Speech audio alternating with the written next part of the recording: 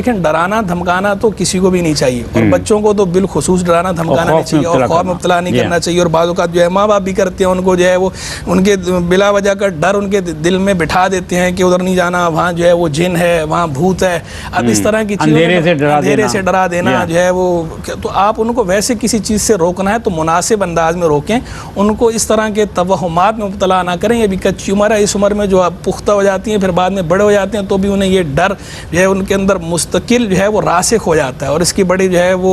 مضر اثرات پھر سامنے آتے ہیں. تو انہیں بچوں کو اس طرح کو ماں باپ کو بھی نہیں ڈرانا چاہیے. اچھا، ڈرانے دھمکانے کے ساتھ ساتھ پھر یہ بھی دیکھا جائے کہ بعض اوقات لوگ نا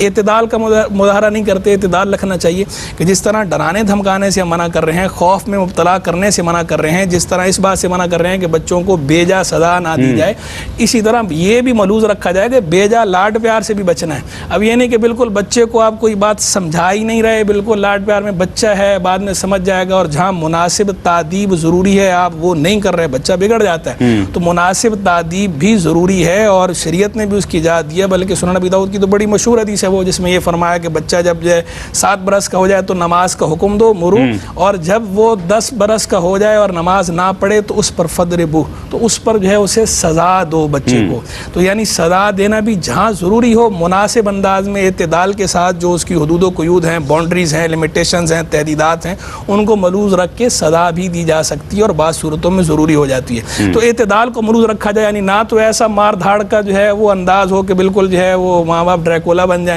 اور بچے کی جو ہے وہ بچہ باغی ہو جائے بدک کر، اور نہ ہی ایسا لاڈ پیار ہو کہ جو ہے وہ بچے کی تربیت پہ اثر پڑے، بچے کے اخلاق پہ اس کا برا اثر پڑے.